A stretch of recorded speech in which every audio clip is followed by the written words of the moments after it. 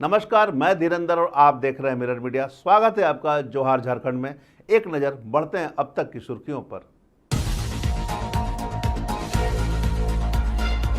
छात्र आंदोलन के आगे झुकी सरकार, कॉलेज में इंटर की पढ़ाई को मिली अनुमति।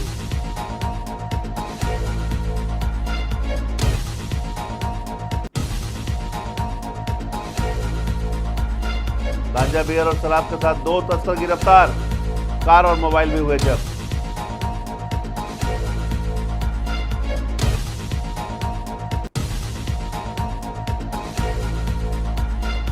मोहल्ले वालों की सहायता से चोरी पर अंकुश, चोर को दबोच कर पुलिस को सौंपा।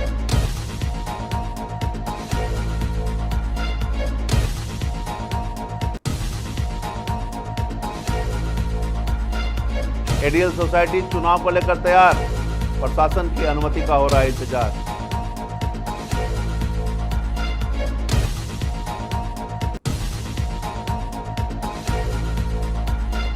एडीएल में छात्रों से राशि मांगने के मामले में मंत्री ने लिया संज्ञान, समिति में भी बयानबाजी हुई तेज।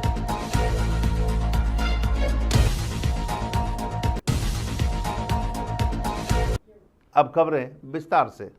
जमशेदपुर में एक राहत भरी खबर सामने आई है, जहां इंटरमीडिएट छात्रों के आंदोलन के आगे आखिरकार सरकार को झुकना पड़ा। लगभग 1 महीने से राज्य भर में छात्र सड़क पर उतरकर विरोध कर रहे थे और उनकी मांग थी कि कॉलेज में इंटर की पढ़ाई की अनुमति दी जाए।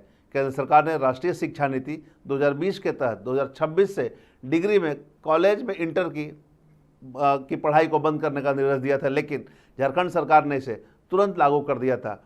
इससे हजारों छात्रों का भविष्य अधर में लटक गया और छात्रों ने आंदोलन शुरू कर दिया। आखिरकार छात्रों के दबाव के बाद सरकार ने बड़ा फैसला लेते हुए 2024 से 26 बैच के छात्रों को उन्हीं के कॉलेजों में पढ़ाई पूरी करने की अनुमति दे दी है। इस निर्णय के बाद छात्रों में उत्साह है और उन्होंने सरकार का आभार जताया है।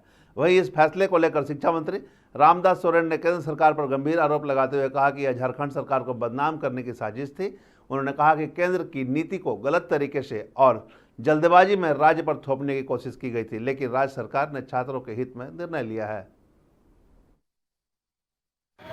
बोलिए। तो आप सबको पता था कि यहाँ पे हम लोग इंटरमीडिएट का जो ये चल रहा छात्र आंदोलन कर रहे थे, तो हमारी जो मांगे हमने सरकार के पास रखी थी, तो वो मांगे बहुत हम लोग बहुत सारा प्रोटेस्ट किए। बारिश से भीग के हम लोग प्रोटेस्ट किए, सारे स्टूडेंट बारिश से भीग के भी डटे रहे।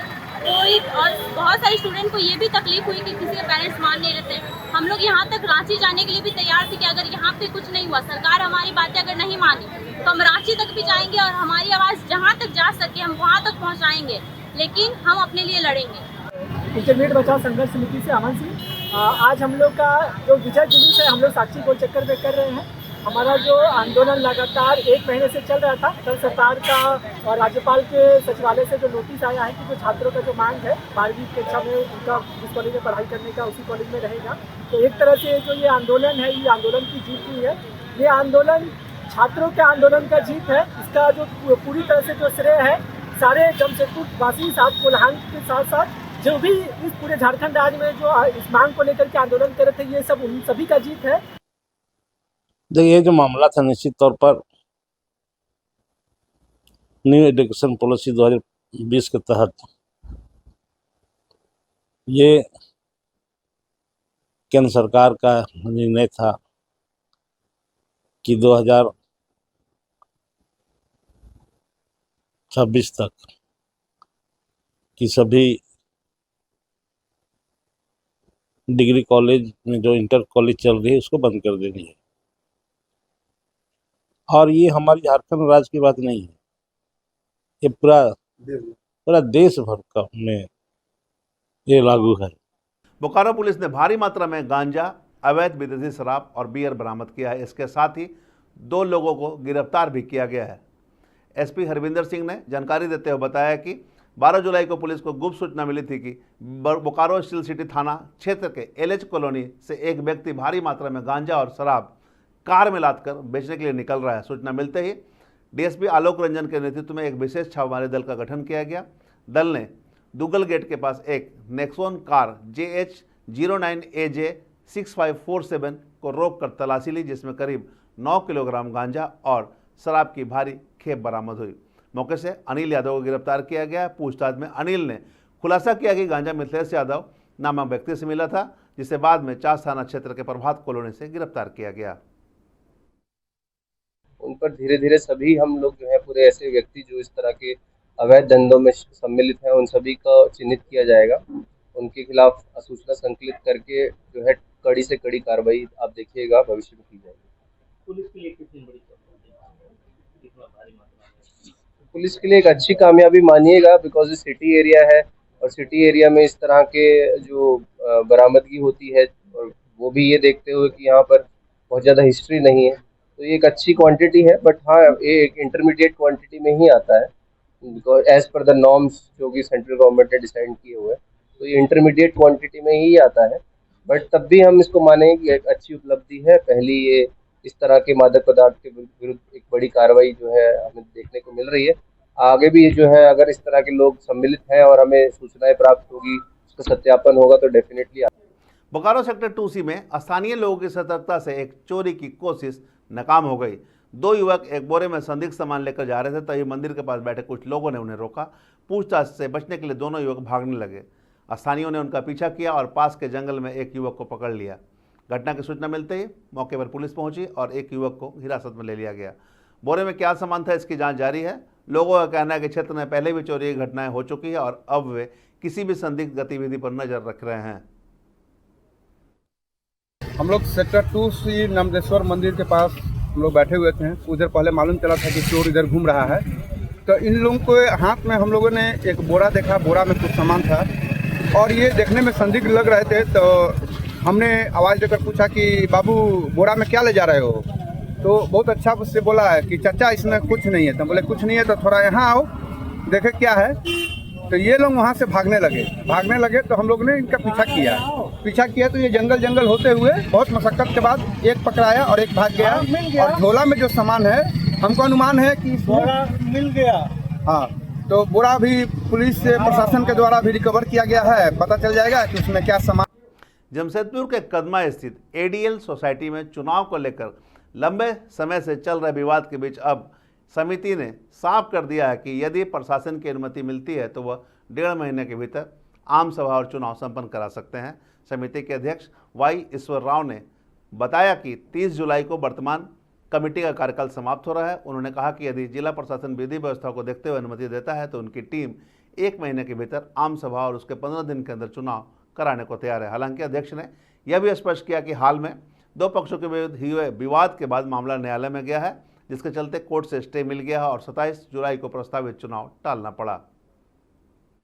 टेन्योर खत्म हो रहा। हम लोग जो 2022 में आए, जुलाई में इलेक्शन हुआ था लास्ट में, और अगस्त से हम लोग कार्यभार संभाले थे, जो कि 2025 जुलाई को खत्म हो रहा। 2025 जुलाई लास्ट में। और हम लोग को 4 जून को हमने चिट्ठी लिखा था। उस समय शताब्दी मजदार मैडम थी यहाँ पर, LPO मैडम थी यहाँ पर। उनको हमने विधि व्यवस्था के लिए चिट्ठी लिखा था, जिसमें कि 22 जून को AGM कराएंगे और 27 जुलाई को इलेक्शन कराएंगे, क्योंकि 30 ये महीना आखिरी में हमारा टेन्योर खत्म हो रहा। तो अगर 27 जुलाई को इलेक्शन होता तो हम लोग 28 जुलाई को हैंडओवर कर देते जो भी टीम आता। तो अभी क्योंकि अभी तक हमको विधि व्यवस्था के लिए परमिशन नहीं मिला है, तो उसका वजह से हम लोग अभी रुके हुए हैं। और हम जब भी कराएंगे चुनाव, हम लोग को 1.5 महीना का समय चाहिए। 1 महीना का नोटिस में हम लोग जो है AGM कराते हैं और 15 दिन का नोटिस में इलेक्शन कराते हैं। तो हम लोग एकदम 100% रेडी हैं। हमको विधि व्यवस्था का अगर पूरा सपोर्ट मिलेगा लोकल बने यहाँ से, तो हम लोग उस समय इलेक्शन कराएंगे। जमशेदपुर के ADL स्कूल में एक छात्र से प्रोजेक्ट राशि मांगने के मामले ने तूत पकड़ लिया। अब इस मामले पर शिक्षा मंत्री रामदास सोरेन ने संज्ञान लिया और अधिकारियों से रिपोर्ट मांगी है। रविवार को मंत्री सर्किट हाउस में पहुंचे और उपायुक्त व शिक्षा अधिकारियों से चर्चा की। इस दौरान पूर्व महासचिव गुरुनाथ राव पीड़ित छात्र को लेकर मंत्री से मिले और कार्रवाई की मांग की। वहीं समिति अध्यक्ष Y ईश्वर राव ने बयान जारी कर कहा कि गुरुनाथ राव अब समिति के सदस्य नहीं हैं और उन्हें अपशब्द व दुर्व्यवहार के कारण महासचिव पद से हटा दिया गया है। उन्होंने कहा कि स्कूल की नियुक्ति प्रक्रिया सरकार के अधीन होती है, प्रबंधन केवल संचालन की निगरानी करता है।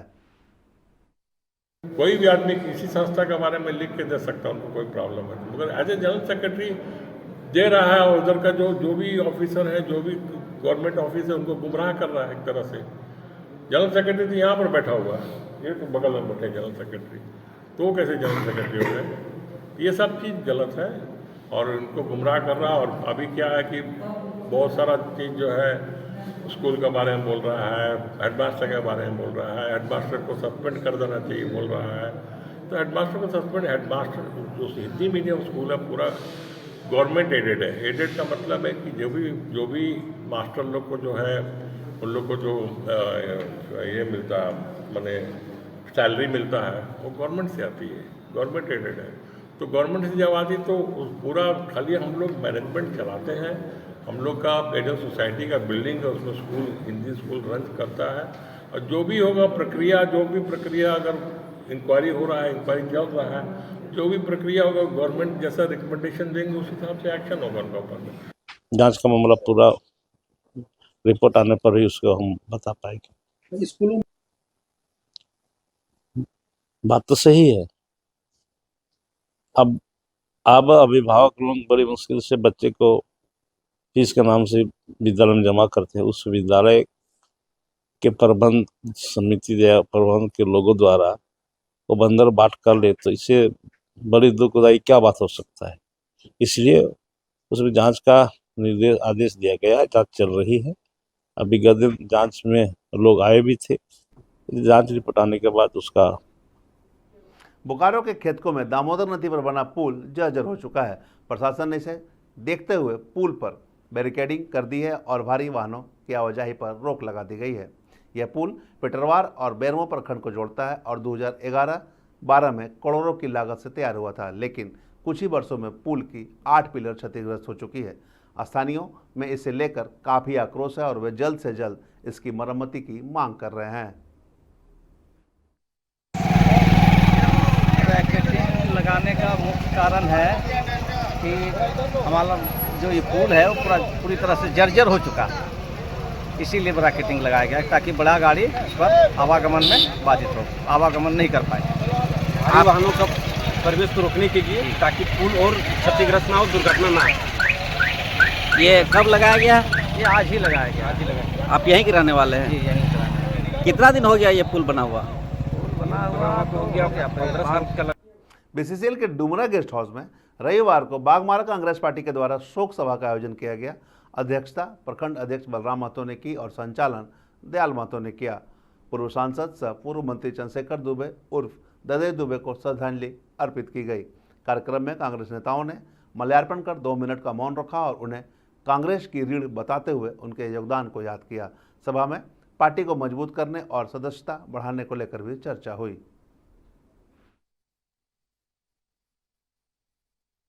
बैठक है। हमारे धनबाद के पूर्व सांसद चंद्रशेखर दुबे उर्फ ददे दुबे जी का आकस्मिक निधन हो गया। धनबाद जिला कांग्रेस कमेटी के भाई दिनेश सिंह जी थे, महासचिव, उनका निधन हो गया। एक कन्हई पासवान जी थे कांग्रेस के, उनका निधन हो गया। एक त्रिगुणायत जी थे, उनका निधन हो गया। तो हमारे कांग्रेस परिवार से ये 4 कांग्रेस के समर्पित कर्ता का आकस्मिक निधन से हम लोग आज उन लोगों को श्रद्धासुमन अर्पित किया है।